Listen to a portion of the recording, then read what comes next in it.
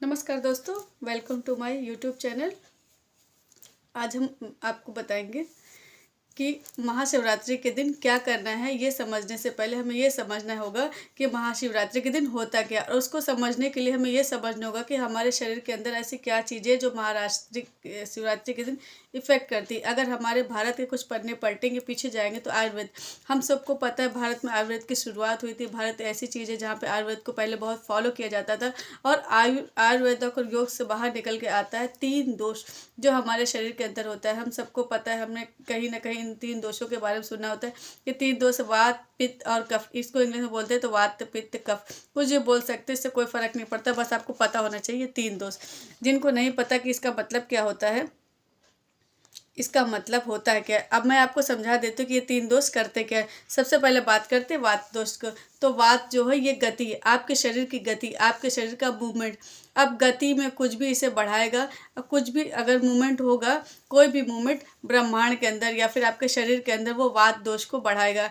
और कोई भी चीज़ ऐसी होगी जो स्थिर है, जो वात दोष को स्टेबलाइज करेगी, समझ गए, वात दोष को डिक्रीज कर देगी। और कोई भी चीज़ मूवमेंट में होगी, वात दोष को बढ़ा देगी। सिंपल सा लॉजिक। पित्त दोष की बात करते हैं तो पित्त अग्नि है, ये ज्वाला है, ये फायर है। इसको भी मैं समझा देती हूँ।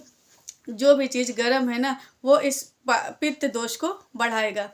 पर जो भी ऐसी चीज़ें हैं जो ताज़ा है, फ्रेश है, वो इसको शांत करती है। ठीक है, वो इसको बैलेंस करती है। आपने कई बार सुना होगा, कई बार ऐसा बोला जाता है कि जब हम कढ़ी खाते हैं, छाछ पीते हैं, दही खाते हैं, तो हमें पित्त हो जाता है। आप पता नहीं आपके यहाँ पर इसको पित्त ही बोला जाता है कि क्या बोला जाता है, लेकिन इसे पित्त कहा जाता है। ये एक प्रॉब्लम है, ये एक चीज़ है, ये हमारे शरीर का दोष है। जो कुछ खाने से या फिर कुछ ऐसी चीज़ों से इंक्रीज डिक्रीज हो सकता है, ये दोष होते ही है।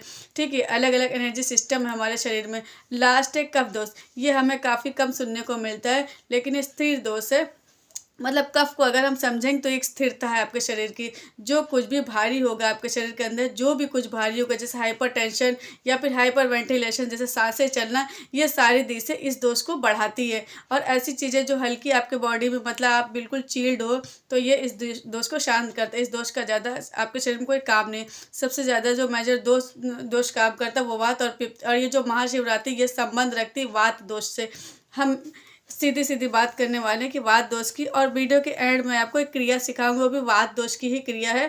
3-4 स्टेप्स है, ज़्यादा उससे कुछ करना भी नहीं, बस मेरे ध्यान से बातें सुनते रहो, शांत से समझ में आ जाएगा और स्पिरिचुअलिटी भी समझ में आ जाएगी। महाशिवरात्रि में अगर मैं बात करूँ विज्ञान के अनुसार, ये जो वात दोष है ये हमारे शरीर के 3 लेवल पे हमें इफेक्ट करता है। सबसे पहले बात करूँ फिजिकल बॉडी पे, यानी कि ये जो हमारी है, ऐसे अगर खुद में अगर चिमटी काट के देखो, ये आपको अगर फील हो रहा है, ये आपकी फिजिकल बॉडी है। ये जो आपके वात दोष है ये आपकी फिजिकल बॉडी में किस तरह से आपको इफेक्ट करता है, तो ये आपके नर्वस सिस्टम पे इफेक्ट करता है और आपकी बॉडी जो है उसे कंट्रोल करने का काम करता है, बॉडी के मूवमेंट को कंट्रोल करने का काम करता है। तो फिजिकल लेवल पे वात दोष इस चीज़ का काम करता है। अगर सेल्यूलर लेवल पर जाएंगे, जैसे आज का साइंस कहता है कि सेल्स एंड टिश्यूज, बायोलॉजी में आपने पढ़ा होगा, तो सेल्यूलर लेवल यानी कि आपके ब्लड के अंदर छोटे छोटे सेल होते हैं, जैसे ये सारा शरीर जो है वो काम करता है। तो ये जो वात दोष है ना, वो सेल्यूलर लेवल पर क्या करता है कि आपकी न्यूट्रिशन को बढ़ाता है और अलग जगह पर मूव करता है आपके शरीर के अंदर। विटामिन, प्रोटीन, देखा आपने सुना होगा कि भाई अगर कैल्शियम की चीज़ें कम खाओगे तो दांत टूट जाएंगे, हड्डियाँ जो है वो नर्म हो जाएगी, हड्डियाँ काम नहीं करेंगी। तो वो कैसे, ये क्रियाएं जो हमारे अलग अलग शरीर पर कैसे पहुंचा, तो हमारा आयुर्वेद कहता है कि ये आपके वात दोष की वजह से पहुंच रहा है, क्योंकि वात दोष जो है वो रिस्पॉन्सिबल होता है मूवमेंट के लिए सेलुलर लेवल पे। एक होता है नेचुरल लेवल। अब नेचुरल लेवल पर जो है ये एक आपके माइंड के अंदर काम करना, बाहर की दुनिया और आपके माइंड का जो रिलेशन, वो जो म्यूचुअल हमारा लाइफ होता है, नेचुरल लाइफ के अंदर ये जो है वात दोष इस प्रकार से काम करता है। आपकी मेमोरीज के अंदर से कुछ चीज़ें निकालनी है या फिर आपकी मेमोरी में कोई चीज़ डालनी है, जो कुछ मूवमेंट हो रहा है आपके नेचुरल लाइफ के अंदर, जो भी बात है उसके लिए। अगर ये तीनों 3 लेवल पर वात दोष इम्बैलेंस हो जाए तो आपका शरीर ठीक से काम नहीं करेगा। ये हम हर रोज़ फील करते हैं, कहीं ना कहीं दिन में हम लेथर्जिक फील करते हैं, ऐसे लेजी लेजी फील करते हैं। ये जो सारी चीज़ें हैं ना, वो वात दोष की इम्बैलेंस की वजह से होता है। और ये जो महाशिवरात्रि वो वात दोष को बैलेंस करने का काम करता है। अगर ये इम्बैलेंस रहेंगे ना तो आपका शरीर बहुत ख़राब रहेगा। तो वात दोष जो है ये आप बैलेंस करना सीख गए, जो कि महाशिवरात्रि की रात को बहुत ही ज़्यादा एनर्जीज होती है जो आपको हेल्प करती है बात दोस्त को बैलेंस करने के लिए। लेकिन अब आपके दिमाग में सवाल है कि ऐसा क्यों? तो कॉस्मिक एनर्जी जो है वो कुछ दिन कुछ ऐसे समय पर प्लैनेट के कुछ पोजीशन की वजह से ज़्यादा हैवी होती है इस धरती के ऊपर, और वो अगर यूज़ करना हम सीख जाएं तो वो हमारी बॉडी के लिए अच्छी होती है। अब महाशिवरात्रि एक ऐसी रात है जिस दिन कॉस्मिक एनर्जी ब्रह्मांड की कुछ पोजीशन इस प्रकार होती है कि उस रात को आपके शरीर का रिलेशन और इस एनर्जी का रिलेशन थोड़ा सा हैवी हो जाता है। और अगर आपने उस एनर्जी को अपने शरीर में लेना सीख लिया तो आप महाशिवरात्रि को महादेव के दर्शन कर लोगे। एनर्जी को लेना, इसी को महादेव को दर्शन लेने लोग कहते रहते हैं। लोगों को नहीं पता कि भगवान है कि नहीं, लेकिन जो एनर्जी उसी को हम भगवान मानते हैं। सीधी बात करती हूँ, पॉइंट की बात, ठीक है। तो ये है, अब मैं आपको सीधा सीधा लेकर चलती हूँ कि आपको क्या करना है और क्या नहीं करना है। सबसे पहली चीज़, महाशिवरात्रि की रात को आपका जो स्पाइनल कॉर्ड है ना वो सीधा होना चाहिए, वर्टिकल। इसका मतलब है कि आपको रात को सोना नहीं है, पूरी रात जागना अगर आप एनर्जी फील करना चाहते हो तो। क्यों?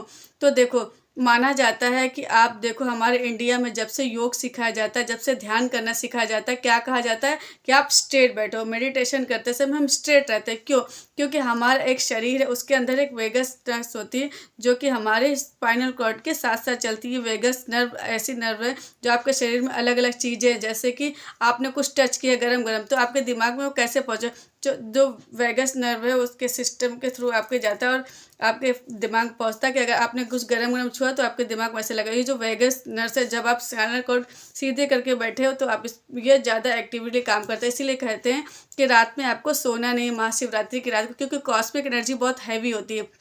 इस कॉस्मिक एनर्जी को लेने की क्षमता आपकी बढ़ जाएगी अगर आप सीधा रहोगे, क्योंकि आपका जो वेगस नर्व है ना वो काम करता रहेगा। देखो, समझना है ना बहुत मुश्किल होगा। अगर आपने कभी एक्सपीरियंस किया होगा योग को तभी आप समझ पाओगे। सीधा सीधा वात क्रिया पर आती हूँ कि वात क्रिया क्या है, ये समझिए। रात को सोना नहीं, अब मैं वात क्रिया पर समझ में आ जाती है। ये 5-6 स्टेप अगर कर लेना आपकी महाशिवरात्रि सफल हो जाएगी। मैं आपको गारंटी देकर बोलती हूँ, दूसरे दिन आप सुबह फील करूँगी तो आप कहोगे हाँ यार मज़ा आ गया, लाइफ अच्छी होगी। तो क्या करना है? सबसे पहले कंडीशन है 2।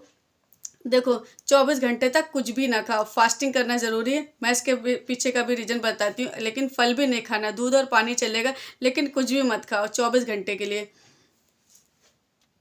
ठीक है। सुबह जब 12 बजते हैं रात के, उससे लेकर दूसरे दिन सनराइज होता है, ठीक है। रात के 12 बजे 8 तारीख को रात के 12 बजे से पूरा 8 तारीख का पूरा दिन, और दूसरे दिन सुबह 7 बजे जब सूरज उगता है ना 9 तारीख को, तो आपको कुछ भी नहीं खाना। पानी और दूध आप पी सकती है, समझ में आगे। अब मैं बात करती हूँ रात पे सोना भी नहीं, ये भी मैंने आपको बता दिया। सेकंड कंडीशन में थोड़ा दिन में आराम कर सकते हो, दैट्स ओके। लेकिन रात को 6 बजे के बाद, शाम को 6 बजे के बाद सोना नहीं, बिल्कुल बैठे रहो, लेटना भी नहीं है, राइट।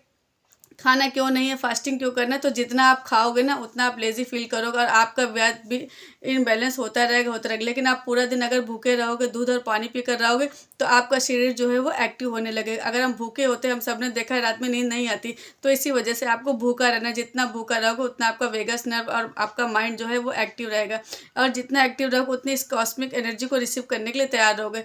अब ये बात क्रिया के स्टेप बता रही हूँ। सबसे पहला, स्नान करना है सूर्यास्त से पहले, यानी कि जब सनसेट होने वाला है उसके पहले स्नान करके रेडी हो जाए, क्योंकि पूरी रात आपको जगना है। तो सूर्यास्त के पहले नहा लो, उसके पहले एक दिया जला लो। अब फायर एक बहुत ही इंपॉर्टेंट काम करता है, हमारे 5 तत्व में से एक काम है दिया।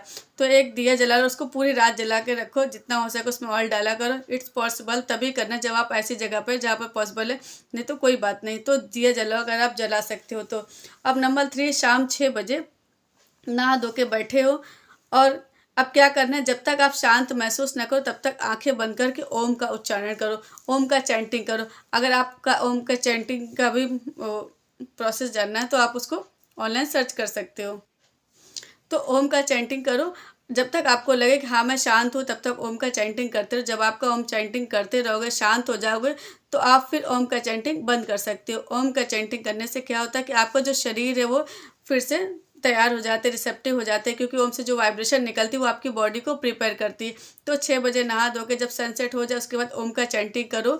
जब तक आप स्टेबलाइज ना हो जाए, जब तक आप स्थिर ना हो जाओ। जब स्थिर हो जाते हो उसके बाद इट्स ओके, अब आप अपना काम कर सकते हो। ऐसा काम जहाँ पर दिमाग यूज़ नहीं करना, ज़्यादा एक्टिव नहीं रहना, ऐसा काम करो। या फिर आपके यहाँ पर आसपास कोई शिव मंदिर जहाँ पे कोई कार्यक्रम हो रहा है तो वहाँ पर अटेंड करो। अब आप 12 बजे तक आप फ्री, आप जो कुछ करना चाहो करो, खाना पीना नहीं है, बस जो कुछ करना चाहते हो वो करो, ठीक है। फिर 12 जब बजते हैं ना, तब ये जो प्लैनेट की पोजीशन होती है वो इस प्रकार होगी। उस टाइम पे अगर उस प्रकार से आप अच्छे से करोगे वात क्रिया, मैं आपको वात क्रिया भी सिखा दूँ, जो आप करोगे ना तो वात क्रिया करनी कैसी, बैठो 25 मिनट तक करनी है ये वात क्रिया, ठीक है। सिंपल सा आप शुरू करना वात क्रिया को, बैठ जाओ, अपने हाथों को इस तरह से बैठकर पालथी मारकर बैठ सकते हैं और अपने हाथ को ऐसे खोल के रखते हैं। आपको फेस थोड़ा सा आप टर्न करो, थोड़ा सा अपन टर्न करोगे तो ऑटोमेटिक आपका ध्यान यहाँ पर चला जाए। उसके बाद आपके हाथ ऐसे खोल कर रख दो।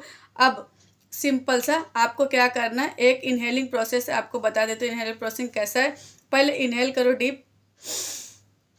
जब इनहेल करोगे चेस्ट को फुलाओगे जितना हो सके। उसके बाद जब आप एक्सहेल करोगे तो आपके गले की आवाज़ से आवाज़ निकल, मैं दिखाती हूँ, नाक से नहीं गले से आ रही है। जितना हो सके उतना करो, जब तक आपको लगे कि अब मैं थक रहा हूँ। उसके बाद आप आराम से बैठ जाओ, आपके गले से आवाज़ निकालना बंद कर दो और 25 मिनट जब तक आपके ख़त्म हो जाए, आपको खुद ही पता चल जाएगा, टाइम देखने की ज़रूरत नहीं। बैठो 20-25 मिनट, जब आपको ठीक लगता है तब तक आप बैठे रहो। थोड़ी देर ये क्रिया करते रहो। जब आप नाक से ये गले से आवाज़ निकालते हो, थॉट से आवाज़ निकालते हो, उसके बाद आप बैठो, मेडिटेट करते रहो, अपना ध्यान रखते रहो। यहाँ पर आपका अपने ऑटोमेटिक मेडिटेशन होने लगेगा।